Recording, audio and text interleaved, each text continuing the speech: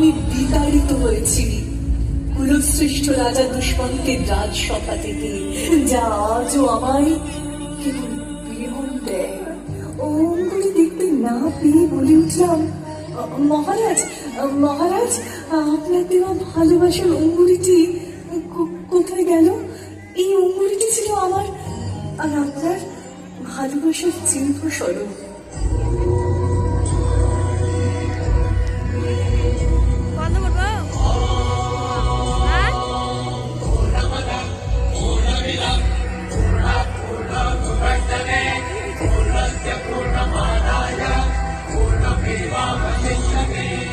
তুই কি ধ্যান করছিস যে তোর ধ্যান অতিথি আপ্যায়নের থেকে বেশি মাহাত্ম্যপূর্ণ?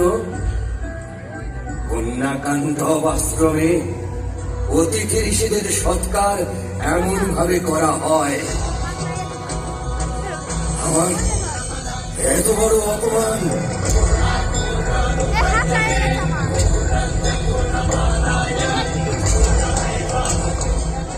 যার জন্য আজ তোর এই অবনতি, স্বয়ং সেই তোকে একদিন ভুলে যাবে, স্বীকার করে নেবে না।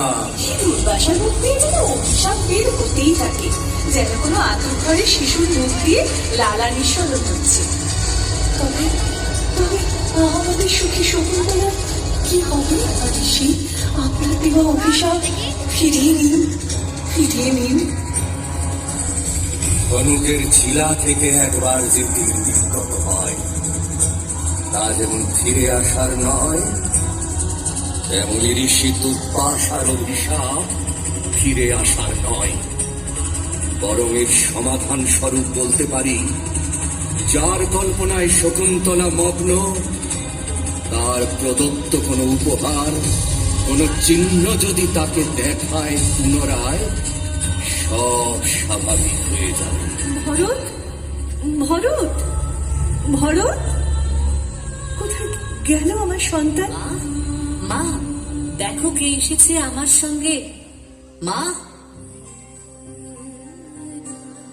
শকুন্তলা, শকুন্তলা, গ্রহণ করো আমায়।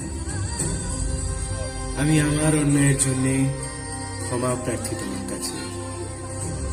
আমাদের দুজনের ভাগ্য ও ভালোবাসাকে একই সুতোর টানে আটকে রেখেছে এই ছোট্ট শিশুটি, যার রক্তে বইছে রাজবংশের শ্রেষ্ঠত্ব,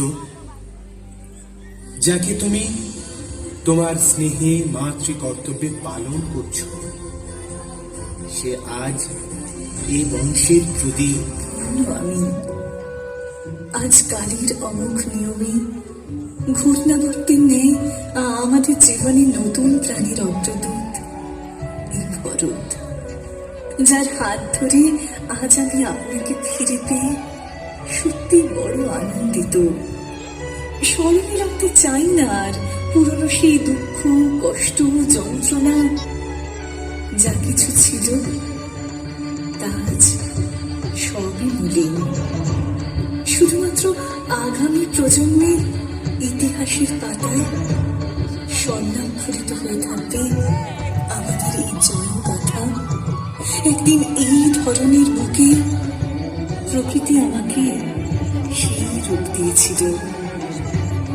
আমি শকুন্তলা, আপনার এই প্রত্যাবর্তনে আজ ধরনের সকল পশু পাখি সবাই ধন্য, ধন্য, ধন্য, ধন্য।